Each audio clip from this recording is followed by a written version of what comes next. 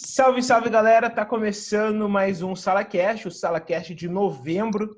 E hoje a gente tá aqui para falar sobre aqueles filmes e séries que a gente não sabe, na verdade, se são bons de verdade ou é só a nostalgia agindo nas nossas cabeças. E para falar sobre esse assunto, tá aqui comigo, Carlos Redel, o Gabriel Nunes.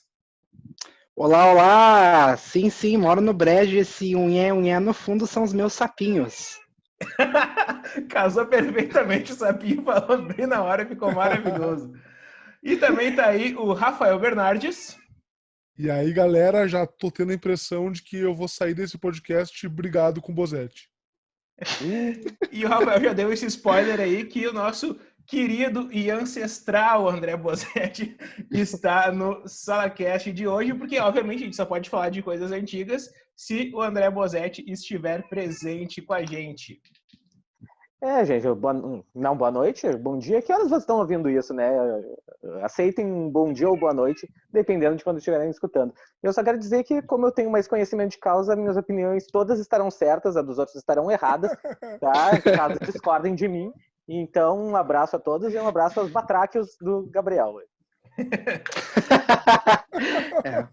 Bueno, né? Esse lance da nostalgia é muito interessante, né? Porque eu fiz pesquisas para esse podcast, né?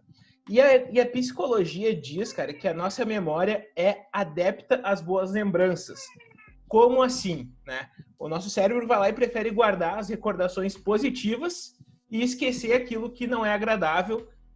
Por isso que é mais fácil a gente recorrer às boas lembranças, né? E isso ajuda a gente a lidar com as situações ruins. É uma espécie de autodefesa contra a tristeza. E isso já vem sendo estudado aí há algumas décadas já, desde 1930. O André Bozetti deve ter pego essa época aí. Ele acompanhou o início disso. Mas a mente humana acaba conseguindo limpar, né, aquilo que não é agradável. E é por isso até que muitas vezes a gente vê aqueles casais, aqueles relacionamentos que são muito ruins, né? Que se separam, passa um tempo, e eles acabam voltando porque eles acham que não era tão ruim assim. Então essa é uma autodefesa do nosso cérebro aí. Então a gente, né? Como na época da ditadura militar também, que tem muita gente que diz que não era tão ruim. Mas aí já é outro podcast, é uma outra história. Eu achei que o podcast de hoje ia ser sobre nostalgia, não sobre a minha vida amorosa. Ficar indo e voltando com as vezes, assim. Beleza, que bom. Obrigado. Eu tenho uma vantagem, né, cara, que eu esqueço de tudo, né? Nessa idade, assim, eu já, né, eu não consigo lembrar aqui que eu comi no café da manhã. Então, né, eu vivo minha vida toda de novo, um dia após o outro, né? Eu também, Bozetti. Oi? Eu também sempre esqueço. O André Bozetti vive para sempre como se fosse a primeira vez. Ele é Drew Barrymore, quase um dia da marmota. Mas enfim, eu quero saber de vocês quais filmes ou séries que vocês acabaram escolhendo para trazer para o debate. Antes de largar aí para a galera, eu queria só contar um caso bem rápido sobre os Goonies. Um filme aí dos anos 80, classicaço. E aí, o que acontece? Eu recentemente decidi, como eu gosto de coisas mais antigas, coisas defasadas, por isso que o André Bozetti é meu parceirão aí, eu peguei e acabei comprando um aparelho de Blu-ray. E como primeiro Blu-ray eu decidi, cara, eu vou comprar os Goonies, porque é um clássico dos anos 80, tem todos os elementos que eu gosto, né? E eu nunca tinha assistido. Então comprei o Blu-ray, chegou o filme aqui em casa, coloquei no aparelho e comecei a assistir. E toda vez, quanto mais eu ia assistindo, mais esse filme ia me irritando. Porque ele é ruim, cara. Ele é ruim. É uma gritaria do começo ao fim, o roteiro é um fiapo. E aí eu não consigo entender como esse filme virou um clássico e como ele tem fãs até hoje. Então essa foi uma experiência muito ruim e eu digo, não, esse filme só sobreviveu todos esses anos por conta da nostalgia, né? Não, acho que tá errado. Opa. Não, assim, é bem possível porque eu não assisti esse filme nos últimos, 25 anos? Não sei de que ano com os Goonies. Desde que lançou, então. Eu assisti ele quando criança, e quando criança ele era muito bom. Quando eu era criança ele era muito bom, E eu mantenho isso na memória e eu acho que eu não vou rever, né? Vou deixar isso pronto. Aí já começamos mexendo nas gavetas do Bosetti. E esse era um filme que eu tinha notado também, Carlos. Eu fui ver, acho que faz um ano e pouco. E é lamentável, Eu fui rever, né? É muito chato, é um filme, um ritmo horroroso. Aquelas crianças mala pra caramba, nossa. É um filme que não funciona nada depois de adulto. Boss, tu viu esse filme no cinema? André Bosetti. É bem impossível, cara. É bem impossível. Porque Eu fui no cinema. o Carlos começou comentando ali da questão emocional e tal, porque eu sei que muita coisa, às vezes as memórias são mais pelo momento do que pela coisa em si, né?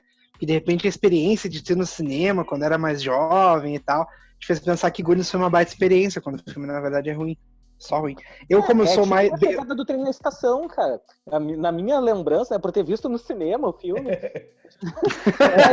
ele se manteve melhor. Quando eu fui rever, achei meio chato, né?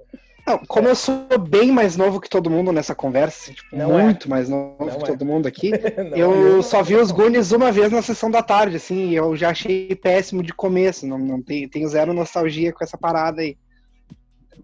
Eu tô no time do Carlos nessa. Mas, cara, foi uma experiência bem frustrante, assim. Agora, toda vez que eu olho pro Blu-ray, que fica na minha prateleira ali, eu digo, cara, que desperdício de dinheiro e de tempo. Eu preferia ter deixado assim, porque ele era muito melhor na minha memória porque eu não tinha assistido ele, né? Então, que legal, um clássico, tipo um Josh Brolin, a garotada medonha ali que aprontava bastante. E, enfim, altas confusões. Mas eu tenho um caso parecido com esse teu, mais ou menos. Porque quando eu era pequeno, o primeiro filme que eu fui ver no cinema foi Homem-Aranha 1. E aí eu tinha ali, sei lá, 6, 7 anos, e eu brincava com os meus primos de Homem-Aranha, e a gente era todo mundo Homem-Aranha, e aí a gente foi ver o 2, e aí a gente foi ver o 3. E pra nós os 3 foram sensacionais, assim, tipo, cinemão, aquela tela gigante, as cadeiras, a gente foi ver até no strip, o cinema era horroroso, uma luz acesa, uma várzea. Quando criança? Eu fui vendo no show de strip quando era criança. Vamos contextualizar que em Porto Alegre tem desculpa, um semi-shopping que se chama Boulevard Strip Center, e lá tem um cinema que é muito barato e é muito ruim. Enfim, a gente acabou de perder qualquer chance de um... Hoje em dia se chama Boulevard Assis Brasil. A gente acabou de perder qualquer chance hoje se chama Boulevard Assis Brasil. Tá. Eles estão totalmente modernizados. Eu ainda não fui no cinema novo, mas o cinema antigo era uma porcaria. Era muito Cara, eu ia assistir filmes lá. Eu lembro que eu ia assistir filmes lá por R$2,50 quando eu era criança. Então, acho que o Harry Potter 3 ali, o Prisioneiro de Azkaban, eu vi por esse valor, assim, sabe? Eu fui assistir lá o Jerry Maguire. Fui assistir ali, e a trilha sonora do Jerry Maguire foi o cara que tava tocando na praça de alimentação. Ali, depois eu fui comprar o disco da trilha sonora e, mas não tem o Lulu Santos, cara, não tem... Tava tão animado.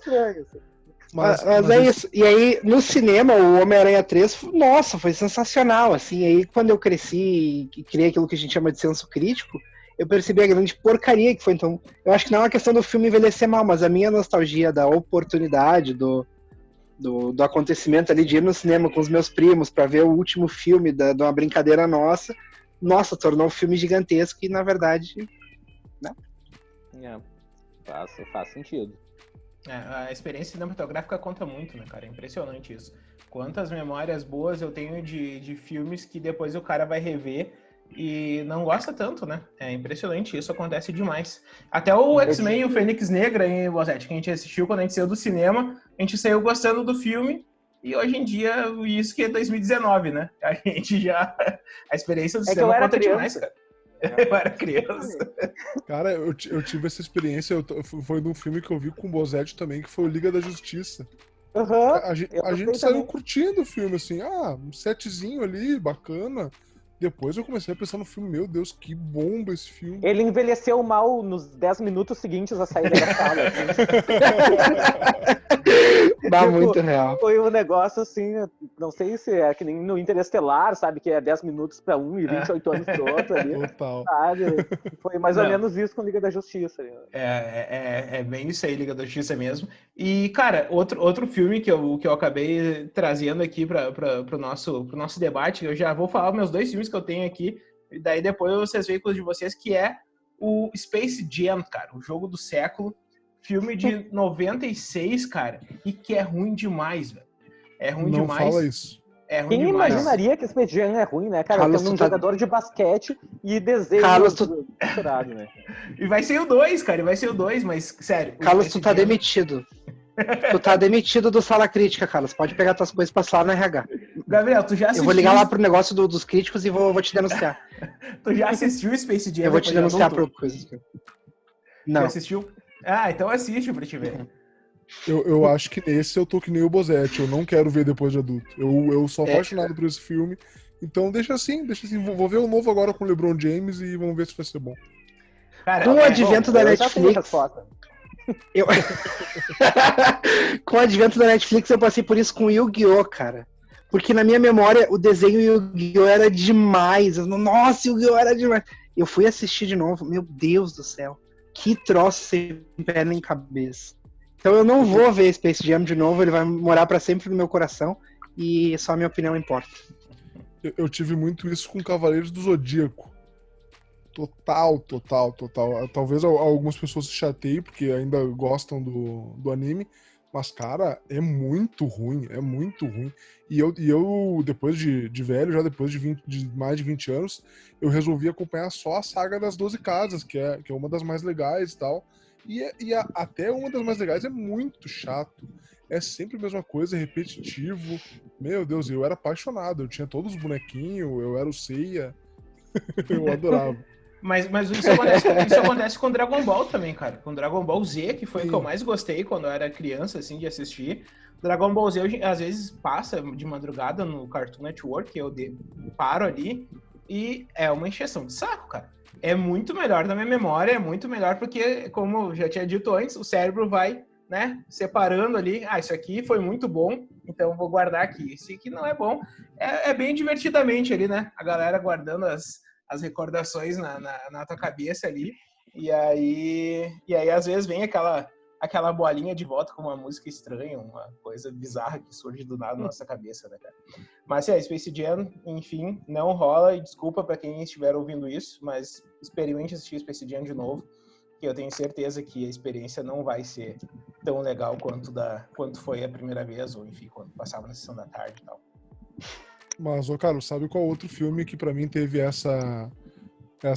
eu tive essa sensação, na verdade eu tenho essa certeza, que não é um filme tão antigo assim, é um filme mais da minha adolescência, acho que da nossa adolescência, que é o American Pie. Cara, todos os American Pie. Eu acho que todo mundo aqui, talvez o Bozetti não, porque ele já era mais velho, bem mais velho, a gente gostava muito de American Pie. É legal que a cada Eu gostei bastante. 3 frases tem um ataque à idade do Bozetti, né? Tipo, Não, a eu gente curtia gostei muito. quando foi lançado, eu achava divertido. O primeiro, não lembro se o 2 também, mas depois já saiu um que era um lixo, assim. Olha, não por nada, mas o único American Pie que lançaram na minha adolescência foi o Reencontro. Eu digo, eu sou bem mais novo que todos vocês não acreditam em mim. Meu Deus. Deixa pra lá. Mas vai, é que Rafael, o American Pie, ele tem um detalhe, Rafa, que é o seguinte, as piadas dele, elas chegaram no final de uma geração que aceitava um nível de, né, de falta de respeito com o próximo, assim, com uma que já não aceita tão facilmente. Então elas envelheceram muito rápido. As piadas do American Pie, elas envelheceram assim numa velocidade né, gigantesca.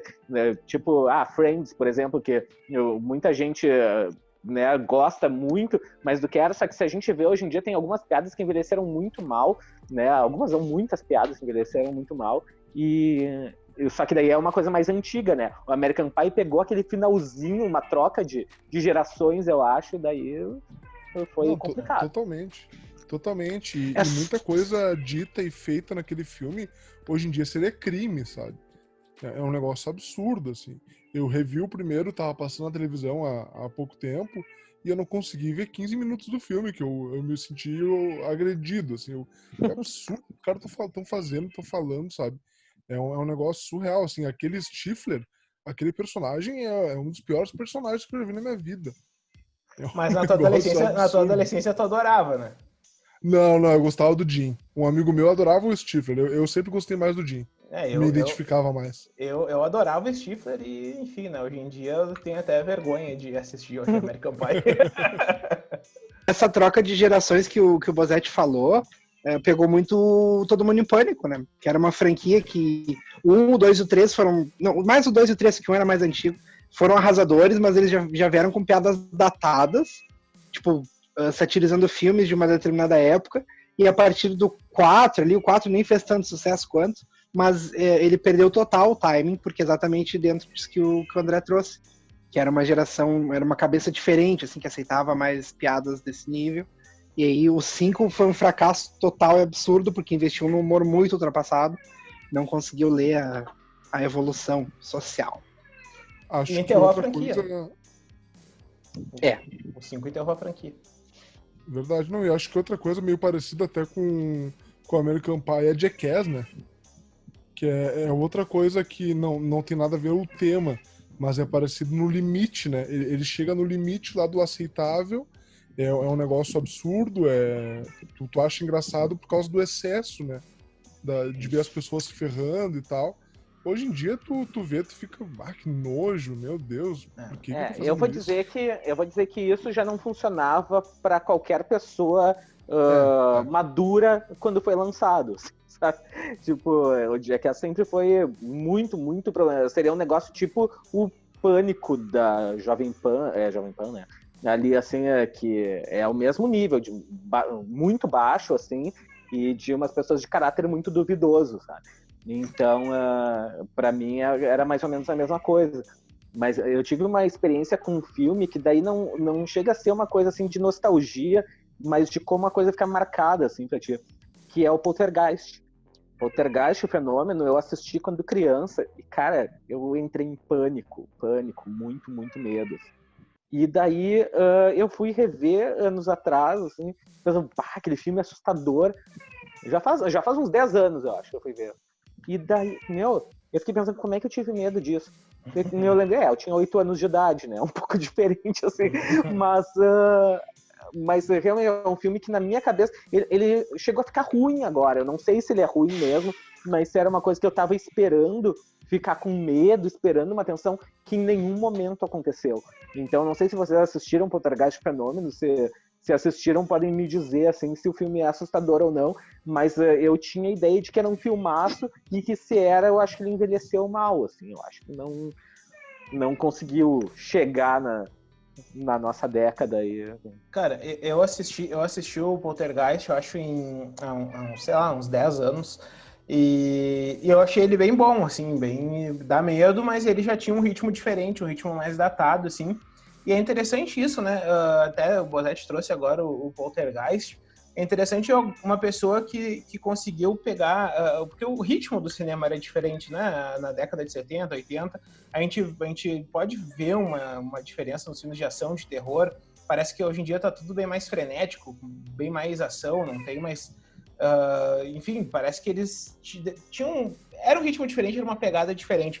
E uma pessoa que transitou em tudo isso aí, que está envolvido no Poltergeist, e está envolvido nos Goonies, e enfim, é o Steven Spielberg, né? Que é o cara que veio lá com o Tubarão, lá nos anos 70. Tubarão que eu comprei o Blu-ray dele recentemente e assisti pela primeira vez, assim, o filme inteiro, completo. Nunca tinha visto ele completo, assim.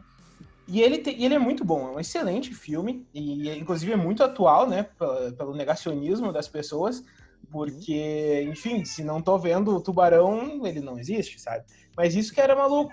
O filme lá dos anos 70, o Tubarão, ele aparece bem adiante no filme, acho que depois de 40 minutos de filme o Tubarão vai aparecer.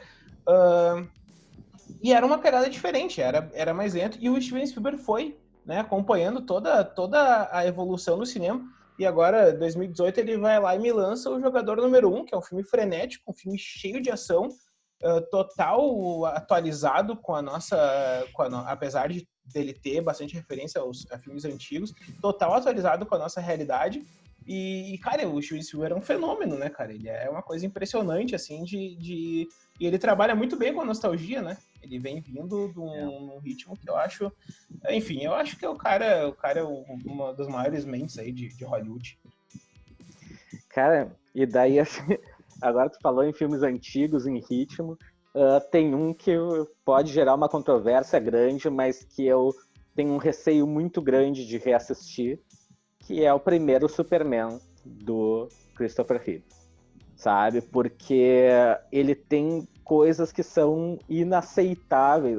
Tipo, o final do filme é inaceitável. Assim, a questão dele girar a Terra ao contrário para voltar no tempo, sabe? É uma coisa que se o Michael Bay fizesse isso num filme, né, sei lá, qualquer idiota desse ia dizer, mas que bosta é essa que fizeram? E a gente não tem como relevar isso hoje. E daí, assim, ia ser o filme todo carregado no carisma do Christopher Reeve, que isso sim é indiscutível. O cara é o Superman, não tem como tirar isso. Mas aquele uniforme dele já não funcionaria, né? Hoje já seria meio estranho ver, mas acho que principalmente a lógica das coisas, o roteiro, ele tem muitos problemas, assim, tem algumas situações totalmente inaceitáveis, então eu não sei se eu conseguiria rever ele hoje, porque eu sei que ele, pro momento que foi feito, funcionou muito bem, e ele funciona muito bem na cabeça de muita gente até hoje. Mas eu não sei se ele sobrevive a uma reassistida, assim, se tu consegue manter o respeito naquilo. Eu tenho essa mesma sensação com os filmes que são feitos especialmente para cinema 3D. Ou que se apoiam muito em cima disso. Porque se tu vai no cinema olhar em 3D, tu tem a experiência completa ali. Agora, se tu vai olhar em casa, se tu vai olhar no cinema normal, tu perde ali 30%, 40% da ideia do filme. Eu, por exemplo, nunca tive coragem de ver o Avatar em casa. Eu vi no cinema quando saiu, mas em casa eu nunca tentei olhar. Ah, eu te digo daqui a pouco. Porra, no cinema aquela telona. Ô, Gabriel, e eu que só vi em casa numa TV tubo. Num aparelho de DVD. Cara, eu vou te dizer que Avatar, pra mim, eu assisti em casa depois, umas 2 vezes depois do cinema. Obviamente a experiência do cinema é incrível, mas ele funciona ainda, tá? Eu não tenho muito problema esse com o 3D em si, sabe?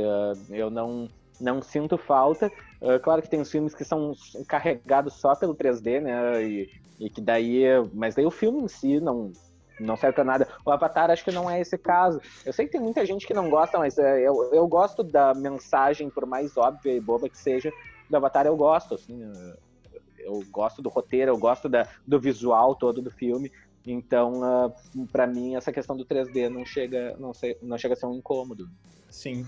Mas sabe, cara, eu tava lendo um texto na internet aí falando de filmes de 99, que 99 pra mim foi um dos anos mais importantes, né, do cinema moderno, vamos dizer assim, né?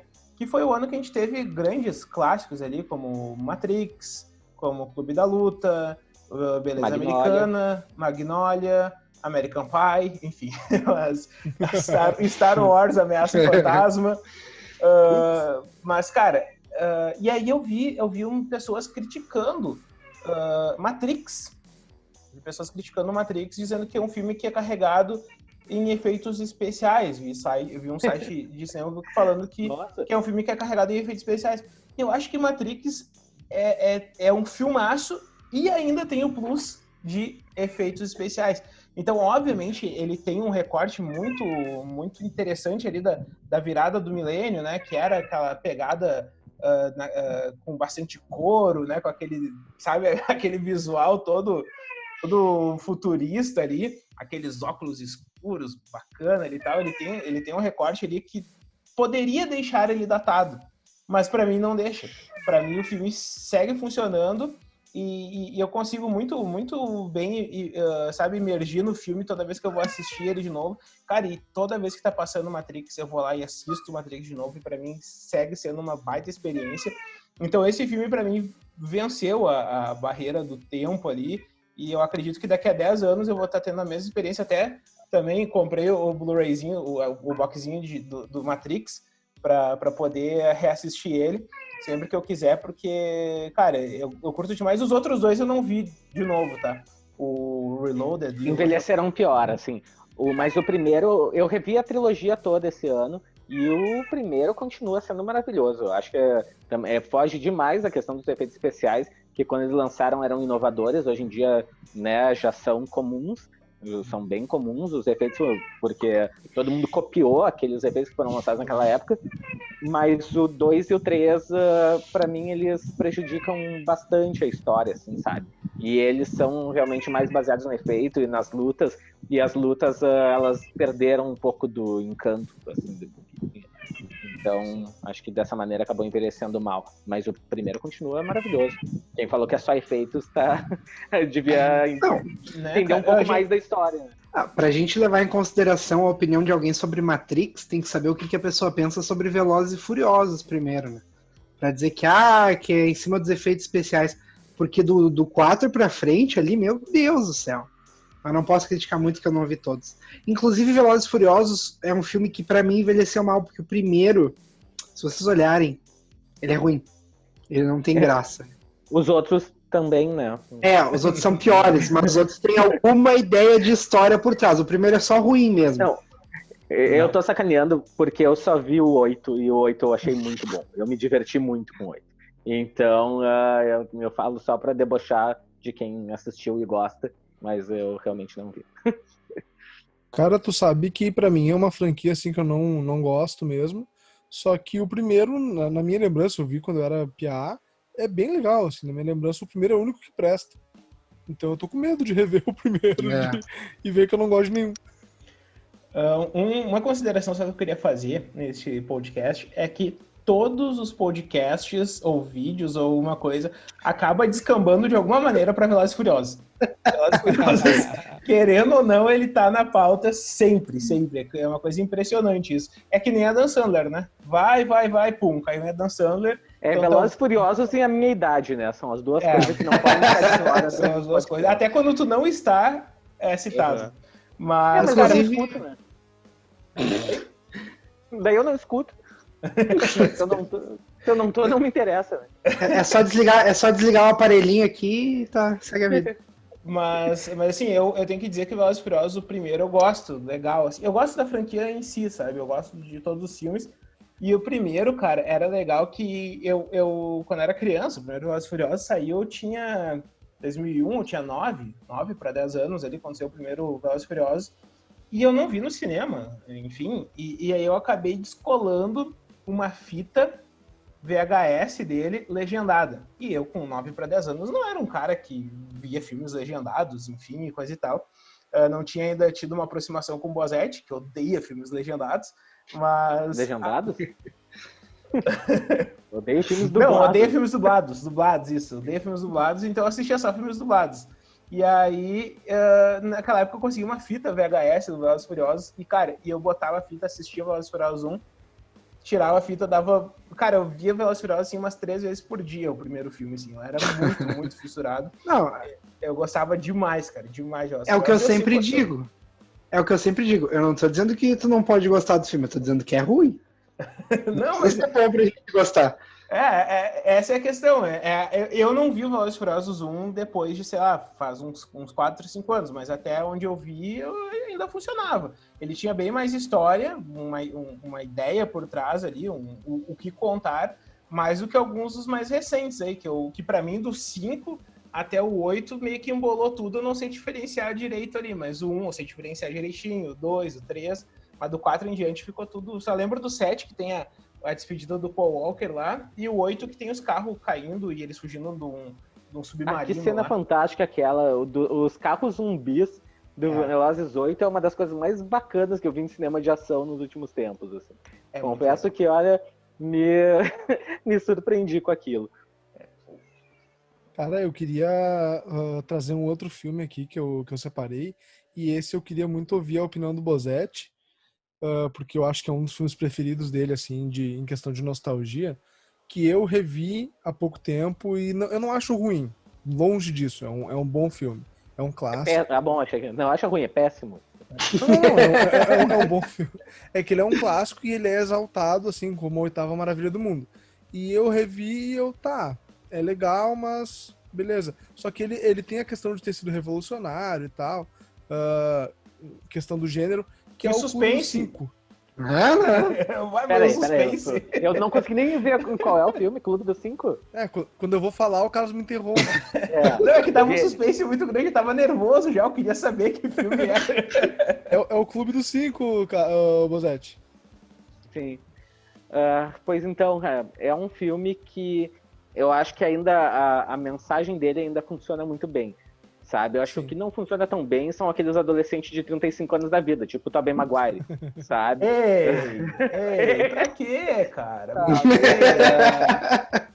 Então, assim, eu gosto muito do que os personagens trazem, assim, se tu conseguir enxergar eles, né, como se fosse um episódio do Chaves, ali, aqueles adultos transformados em criança, eu acho que ele funciona muito bem, mas é difícil de tu enxergar com esses olhos hoje. Quando, né, na época que ele foi lançado, assim, era mais comum isso, eu acho, sabe? Tinham mais casos desse tipo, a gente conseguia aceitar melhor, e talvez até pela idade, a gente, né, todo mundo, qualquer aluno de ensino médio, para uma criança é adulto, né? A gente com 8, 9 anos enxerga uma adolescente de 15 assim, como pai, uma tia, né? Então, acho que isso talvez não afetasse tanto. Hoje em dia, eu não sei como funcionaria para pessoas que nunca viram o filme, né? Mas a essência dele, eu acho que ainda funciona muito bem. Não sei, é a impressão assim que eu tenho. Sim, mas só observação, assim, será que isso não é um reflexo até da própria humanidade, assim, né? Por exemplo, as pessoas, nós, os seres humanos, com o passar do tempo, a gente está vivendo mais e, enfim, as pessoas estão se desenvolvendo mais devagar, enfim, a adolescência até tá cada vez, tipo, tem cientistas e pesquisadores, enfim, estão dizendo que o cara deixa de ser adolescente aos 24 agora, sabe? Então, tipo, parece que a gente está demorando cada vez mais para se desenvolver mais. Então, talvez, lá nos anos 80, os caras com 17 anos tinham uma aparência mesmo de uma pessoa que hoje em dia a gente vê aí com 20 e poucos anos. Um pai de família talvez. ali, né? Um pai de família, talvez. Estou tentando defender o Clube dos 5. Tentando defender. A gente sabe que tu tá tentando defender o Tobey Maguire. É que o Tobey Maguire é mais difícil que isso é 2001, né, cara? Aí fica mais complicado defender. Mas, cara, na minha época de escola, por exemplo, tinha uma galera assim que eu andava assim, mas esse cara aí com barba na cara, tudo bem que o cara realmente tinha 35 anos e era realmente, mas estava no ensino médio, né? Acontecia. Eu acho que o que mudou foi a nossa percepção a respeito. Porque a primeira vez que eu vi o Clube das 5, eu não liguei pra isso, assim. Mas hoje em dia tu vê uma série da Netflix com... é escola. Daí, tipo, tu tem Sex Education, tu tem aquela da menina indiana que me fugiu o nome agora. Enfim, tu tem várias séries com representações boas, feitas por atores jovens, de adolescentes. E aí tu pega uma série que vai fazer isso e bota uns atores de 26, 27 e já não cola. O próprio Homem-Aranha do Andrew Garfield veio bem no começo desse movimento, que ele é de 2012, se eu não me engano, né? Isso. E aí, ali, eu, pelo menos, comecei a acompanhar as pessoas reclamando de alguém mais velho representando um adolescente. Mas pra mim, o Tobey Maguire e a Emma Stone não eram tão longe de um adolescente. Andrew Garfield? Andrew Garfield. Isso, o que eu falei? Tobey Maguire. Mas, cara, só que a título de curiosidade, tá? O Andrew Garfield no Espetacular Homem-Aranha era mais velho do que o Tobey Maguire no primeiro filme do Homem-Aranha. Então, se eu não me engano, o Andrew Garfield já tinha 27. Mas aparenta menos, né? Cara, eu não sei. Pode ser que ele aparente mesmo menos por conta já disso, né? A gente tá ficando... Ele é mais conservadinho. A gente tá envelhecendo mais devagar, talvez. É que o Tobey Maguire era mais judiado pela vida, né? Tomou mais sereno, passou mais perrengue na vida. O Andrew Garfield, uma cara de almofadinha, uma cara de mimado pela mãe, é diferente. Guri de apartamento, skatista, né? Gurizada aí que, enfim, né? Brincadeira, turma do skateboard. Sou o Charlie Brown Jr. até o osso. Sim. Filme, pensando assim, A época é semelhante. Eu agora não sei de que ano é exatamente o Conta Comigo. Não sei se você sabe me dizer de que ano é o Conta Comigo. Acho que é 86, se eu não me engano. Então, assim, é quase né, regula ali com o Clube dos Cinco. O Conta Comigo é um filme onde crianças interpretam crianças e adolescentes interpretam adolescentes, e como ele é um filme, já em 85 era um filme de época, né, que ele se passa, acho que na década de 50, 60, não lembro, é um filme que envelheceu muito bem. Ele envelheceu muito bem. Tu assiste o Conta Comigo hoje, ele é tão fantástico e maravilhoso como ele era na década de 80. E isso, né, acho que faz diferença na questão de colocar crianças no papel de crianças e não usar recursos né, dos anos 80. Então, assim, como o filme se passava umas décadas atrás, eles reconstruíram a década de 50 ou 60, não lembro agora. E acho que era 66 o ano, não lembro agora. Acaba virando um recorte de uma época, então ele vira uma obra meio que atemporal, né? Ele não tá tentando... Enfim, eu acho que Conta Comigo fantástico, cara. Fantástico mesmo, assim. Mas, enfim, usar criança para fazer criança não funcionou nos Goonies, por exemplo, né? Mas eu queria trazer só para vocês aqui... A gente já tá falando dos anos 80, ali, enfim, das crianças, e eu vi, cara, eu deixei muitos clássicos passarem na minha vida, assim, não fui atrás. Então eu vi há pouco tempo, uns 2 anos, eu acho, pela primeira vez inteiro, assim, já tinha visto trechos em alguns momentos, o ET, o extraterrestre, né? E ET, cara, tu tem que fazer, eu adorei o filme, achei fantástico, mas tu tem que fazer um esforço para tentar se deslocar até aquela época e enxergar com os olhos das pessoas daquela década, dos anos 80, que estavam assistindo ao ET.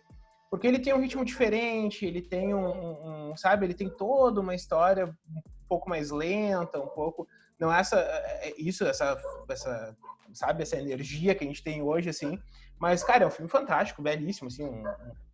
Enfim, eu achei concordo totalmente contigo, Carlos.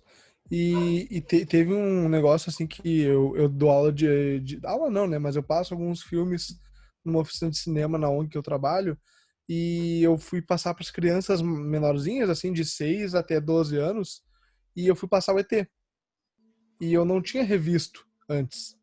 Eu tinha visto, sei lá, uns 5 anos atrás. E aí eu tava na cabeça que ia ser tranquilo, que eles iam pegar, iam curtir o filme, iam se entreter ali. Foi um dos filmes mais difíceis de controlar eles na sala, assim. Porque eles se dispersaram muito, eles conversaram muito, e aí no final, quando eu quis fazer um debate ali e saber o feedback deles, acho que metade falou que não gostou. O ET, ele além de ser um ritmo diferente, assim, tu tem que se colocar com os olhos de uma criança daquela época, sabe? É mais ou menos assim, o próprio filme, ele é gravado como da perspectiva das crianças ali, né? Então, é uma coisa assim, se tu não consegue te transportar para se colocar no lugar de um outro, é muito difícil de tu assistir ele hoje. Eu revi ele recentemente, assim, e eu tive dificuldade, assim, e foi o primeiro filme que eu vi no cinema. Eu tenho muito carinho, assim, pelo ET, foi o primeiro filme que eu vi no cinema na minha vida, assim, e assim, eu vi como ele deve ser difícil hoje, pelo ritmo, pela própria história, que em determinados momentos ela fica, acho que tensa demais para o que uma criança gostaria. Isso, assim. Eu até ia comentar isso mesmo, que ele tem momentos que chega até a dar um medinho, assim, né? Eu imagino para criança assistir, ele tem um clima um pouco mais Spielberg, né? Dá uma pesada ali no fantástico ali e tal, e acaba pesando um pouquinho. Mas, cara, é uma obra incrível, mas tem que fazer esse exercício bem, bem forte, assim, para conseguir pegar ele e apreciar ele como ele deve, né?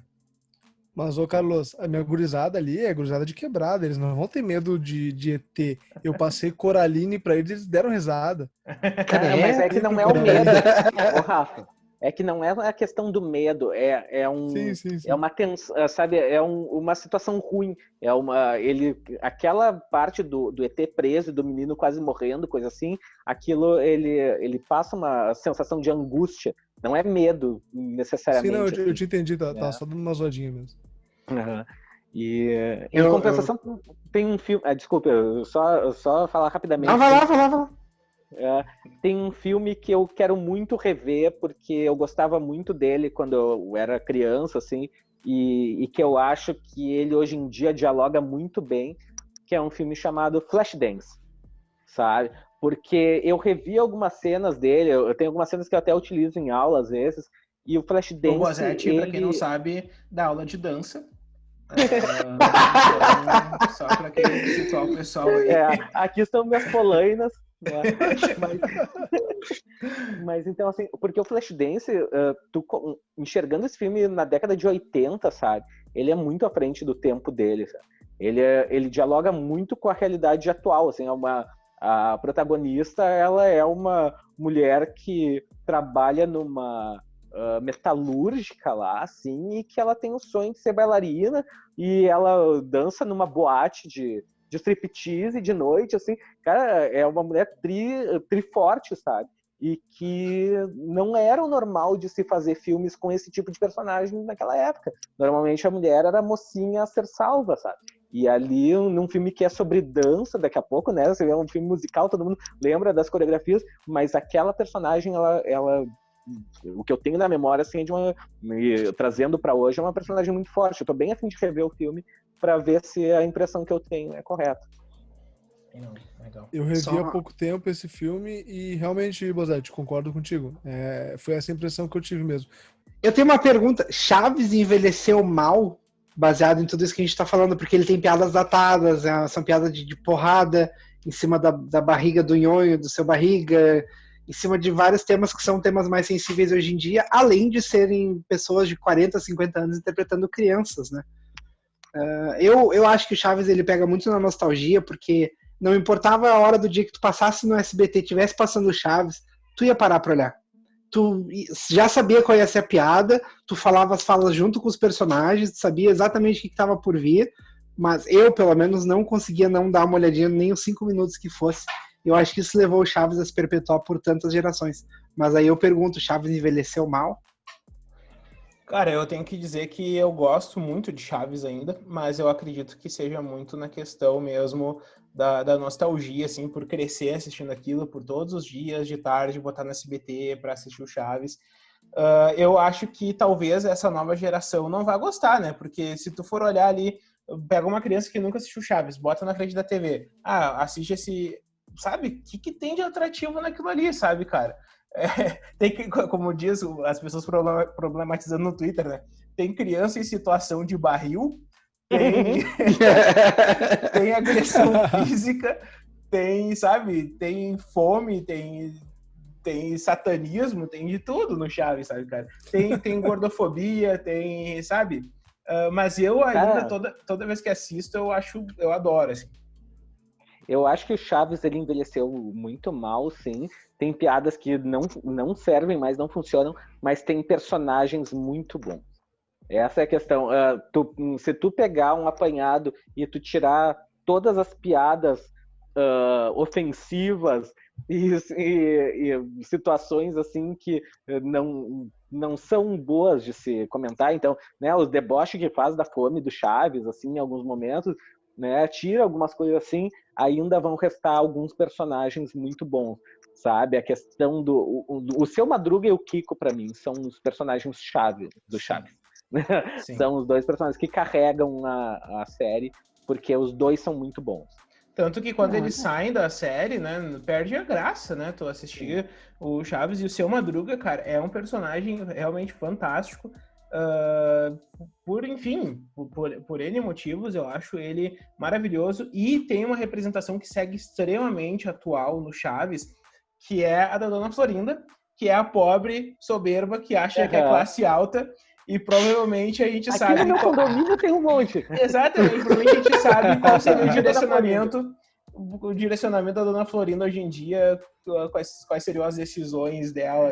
Dona Florinda vota 17, né, cara? Eu tentando evitar falar de um livro, né? Mas é isso mesmo. Mas tu quer evitar por quê? Quer ficar se escondendo por quê? Cara, porque nós somos um portal para todos. Não, então não, tô no serviço errado, então. Tá bem, então tá. Mas, enfim. Vai, Rafa. Mas, sobre filme atual, assim, eu separei um que eu revi há pouco tempo. Eu tinha visto, eu era bem piá, assim, e eu acho que eu não entendi nada do filme. Eu achei, pô, que filme chato, né? E aí eu fui rever, e é um filme super atual, que é o Boys in the Hood, né? Os Donos da Rua. Que tem o Cuba Gooding Jr., o Ice Cube. Então, é um filme muito bom, cara. Mas muito bom mesmo. Um filme pesado e real, assim. E além de abordar questões muito pertinentes, né? Principalmente depois do acontecido aqui, nós estamos em 2020, final de 2020, quem estiver ouvindo em outro momento. Alguns dias depois do assassinato do Beto, né? Aqui em Porto Alegre, no Carrefour. Sim. Lá no Passo da Areia. Então, e também teve o ocorrido do George Floyd esse ano e outros ocorridos. A menina Agatha lá no Rio de Janeiro. Então, são muitos. Então, esse filme ele fala realmente disso, sabe? Da violência por conta da desigualdade, toca em assunto de violência policial, de autoridades e de como as pessoas negras e pobres estão totalmente ao relento nas comunidades, né? Sim. E pegando esse gancho que tu trouxe, eu queria trazer e exaltar uma série que para mim segue sendo muito atual, apesar de ter algumas piadas um pouco mais datadas, enfim, mas tu assistindo hoje, tu consegue pegar ali várias coisas que servem para hoje, mesmo após 30 anos, que é o Maluco no Pedaço, né? A série do Will Smith. E, cara, como essa série, se a gente fizer um comparativo com outras duas séries que foram muito fenômeno no Brasil, que é O Maluco no Pedaço, Eu, Patroa e as Crianças e Todo Mundo Odeia o Chris, que são séries ali que trazem a temática negra, com protagonistas negros, a maioria do elenco negro e tal. O Maluco no Pedaço, cara, consegue se manter super atual, trazendo críticas, sabe, precisas, cirúrgicas ali. Tem um episódio lá que o Jazz diz, não, eu vou abaixar, tô abaixando meus braços porque vai que tu me dá 6 tiros pelas costas de advertência, sabe? De aviso, de advertência. E aí, e outras várias coisas, o abandono do paterno do Will e vários outros temas super relevantes. E a gente vê isso muito também no Todo Mundo Odeia o Chris, que o Todo Mundo Odeia o Chris, claro, vai lá e é uma série mais atual, com uma linguagem mais atual, mais identificado com a gente, assim, o ritmo da série. E também consegue se manter, cara, tu assiste Todo Mundo Odeia o Chris hoje, e é incrível como tu não consegue. A série acabou em 2012, se eu não me engano. E a série consegue se manter atual e tu não consegue achar pedaço assim, tipo, isso aqui não serve mais hoje em dia. Serve. A série inteira se manteve ainda meio que intacta. Quase, cara, não vou dizer totalmente assim, mas eu vou dizer que muito dela. Já o Eu, Patroa e as Crianças, que é o intermediário ali, que veio no início dos anos 2000, já não rola. É incrível como é uma série que veio do fenômeno no Brasil, que vem entre os dois, mas ela traz, eu acho engraçado ainda assistir, mas, cara, tem o Michael Kyle ali, que não quer que a esposa trabalhe, que não quer que ela estude, sabe? Todas as negociações ali deles têm a ver com ela satisfazendo ele sexualmente, e isso me incomoda um pouco assistindo. Então é interessante essas 3 séries que fizeram muito sucesso no Brasil. 2 delas, uma mais antiga, uma mais nova, que ainda conversam muito hoje em dia, e a do meio que não rola mais, sabe? Eu concordo totalmente contigo, Carlos. Totalmente. Eu vejo muito Todo Mundo Odeia o Chris, que eu deixo no Comedy Central ali enquanto eu tô fazendo outras coisas. Eu também. E volta e meia, assim... Volta e meia não. Raramente eu vejo alguma piada ali da narração do Chris Rock que tem algum problema, assim, sabe? Mas é raro, assim. E aí eu olho pra minha namorada e a gente, tudo bem, foi só uma piadinha, sabe? E não, eu, a Patroa e as Crianças, não. Todo esse contexto é muito complicado, assim. O Michael Kyle é um personagem muito retrógrado, assim, até pra época, sabe? Já era um personagem atrasado naquela época. Sim. E hoje em dia, então, ele tá totalmente defasado. E todo mundo deu... o Maluco no Pedaço tem aquele episódio que o Will e o Carlton são seguidos pela polícia são parados pela polícia porque eles estão a 20 por hora, sabe? E esse episódio é maravilhoso pra mim, é um dos melhores, junto com aquele do pai do Will também, que é incrível. Sim. Então, os assuntos são totalmente atuais, né? São 3 séries com propostas diferentes, né? Eu não quero defender o Michael Kyle, tá? Eu concordo com o que vocês falaram aqui, mas o problema dessa série... A partir de agora, tudo que for falado pelo Gabriel será excluído do podcast. Não, mas é que os episódios do Eu, Patroa e as Crianças se tratam sobre o desenvolvimento de personagem do Michael. Só que a série falha muitas vezes e não consegue fazer isso. Por, tipo, aquele episódio que ele não quer que a Jay estude, no final eles estavam tentando fazer ele entender que era importante pra ela, mas aí o personagem dá uma descambada também. Tô com vocês nessa. E o Maluco no Pedaço, uma série que eu assisto desde pequeno, assim, eu já vi umas 3 vezes completa, agora que tem nos serviços de streaming. E foi a primeira série que me fez conhecer e ficar curioso com o termo racismo. Porque eu tinha ali 7, 8, 9 anos e eu não sabia o que era, não entendia o que era. E a série, ela mostra isso de uma forma quase lúdica, né? Ela tá te mostrando, tanto que esse episódio que o Rafa falou, até, a cena é até engraçada, porque o Will fala as coisas que o policial vai falar. Daí ele fala assim, põe as mãos no volante, daí o policial vai lá e repete. Porque ele já tem essa experiência, essa vivência de pessoa negra, de já ter sido abordada diversas vezes pela cor da pele. Então ela é uma série muito potente nesse sentido.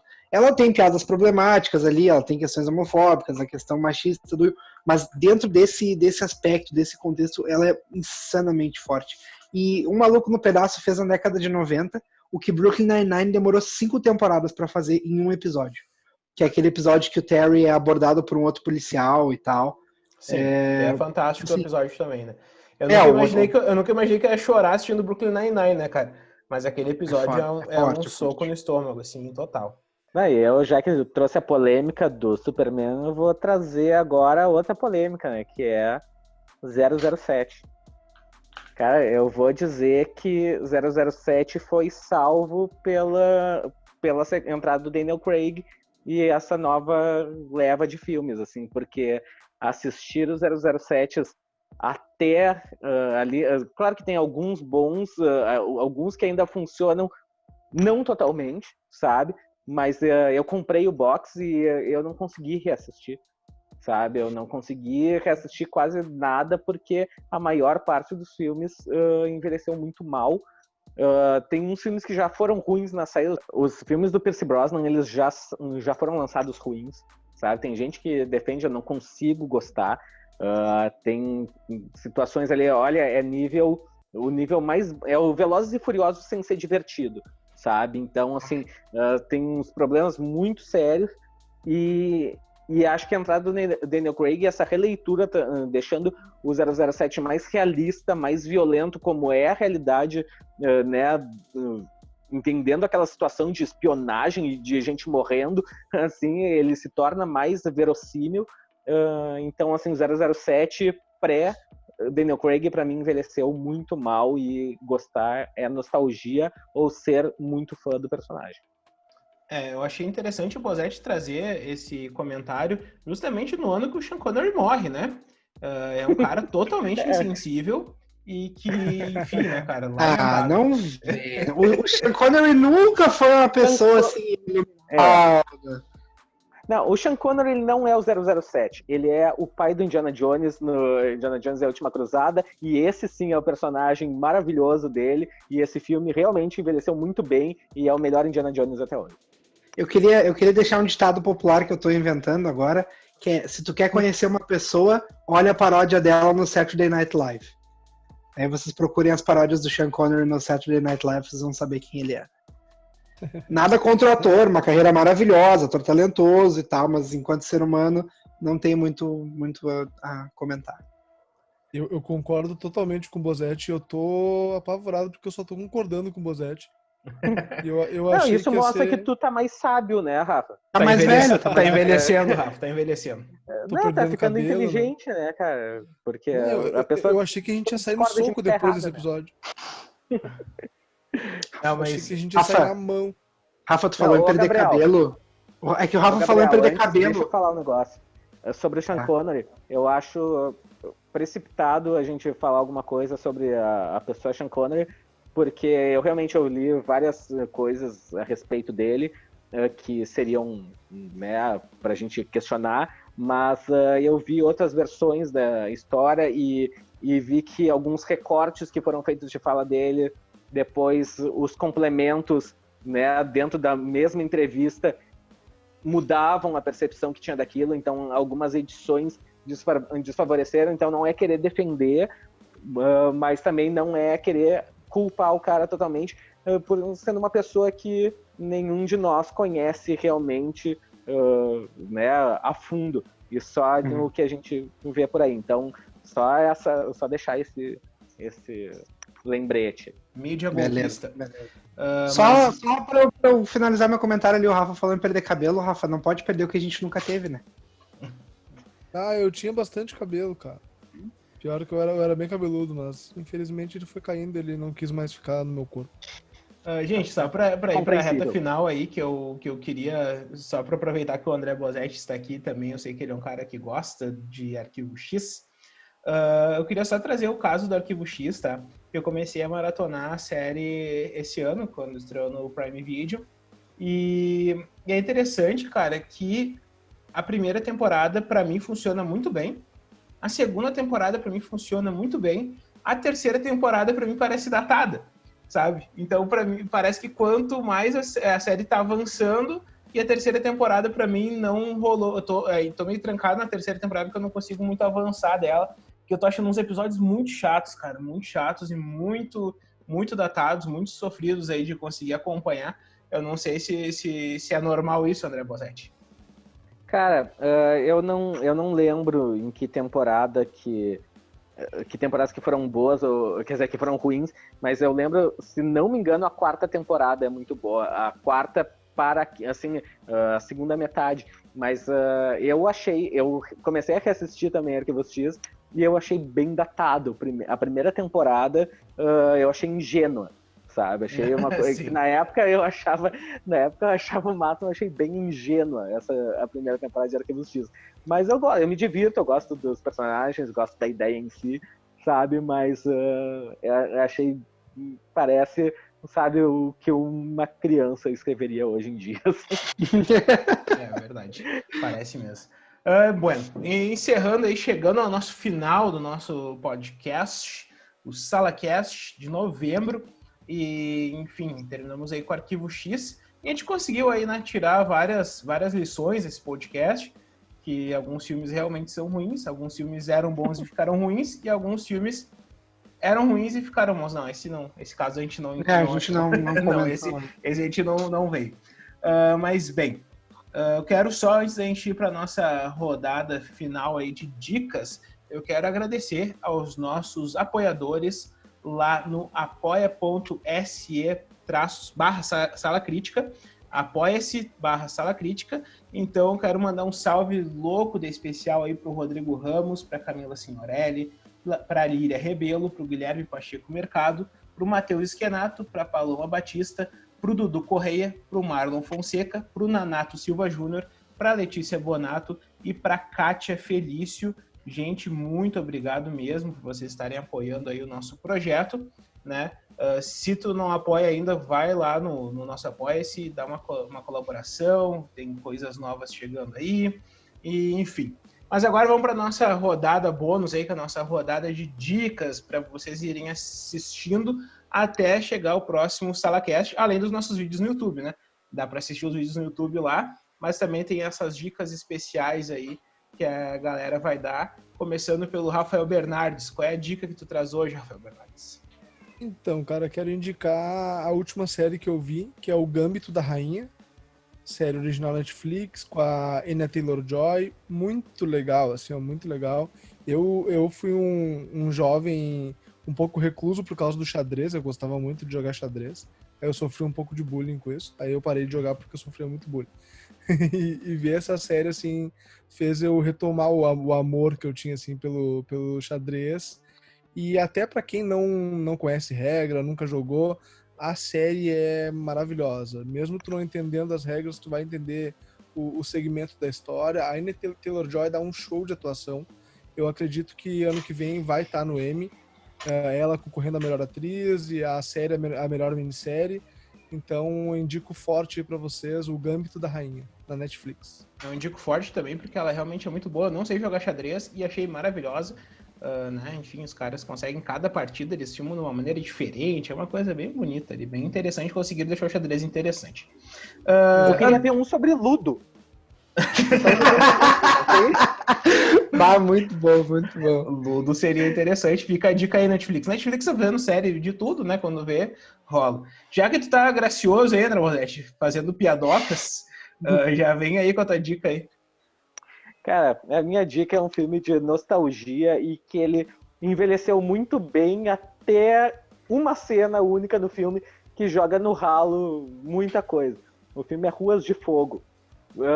Pra quem gosta de rock and roll, assim, o filme é muito rock and roll. Ele tem cenas de ação boas, ele tem personagens bem, como é que eu posso dizer, fortes e divertidos, assim, mas tem uma cena em que cara, eu vou ter que dar spoiler, sabe, porque é impossível não comentar, onde o mocinho dá um murro na cara da mocinha, sabe, meio gratuitamente, assim, e essa cena envelheceu muito mal. Sabe? Não que em algum momento isso fosse aceitável, mas assim, ali no filme, né, na situação, ele tá fazendo pra ela desmaiar, pra ele salvar ela, ele dá um murro na cara dela. E, cara, aquilo ficou muito estranho, ficou muito bizarro. Mas se tu não assistir essa parte do filme, se tu só, né, pula e vê a mulher já desmaiada, ele é muito bacana. Então olha a dica do Bozetti, né, cara? É maravilhoso. Isso assim, daqui a 30 anos vão pegar essa frase fora de contexto, daí vai ter uma pessoa dizendo assim, não, porque tem que ver o contexto. Tem que ver o contexto. Fecha os olhos para a violência doméstica. Enfim. Gabriel Nunes.